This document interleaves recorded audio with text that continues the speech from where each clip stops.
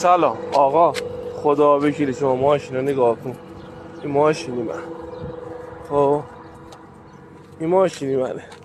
خب بچه همون بدم، پسر بدم بخدا تو پارک فوتبال کنیم. خب این ظاهر نمیخوام، اول ظاهری ماشین رو ببینی. این ظاهری ماشینی ما، این ظاهری ماشینی ما.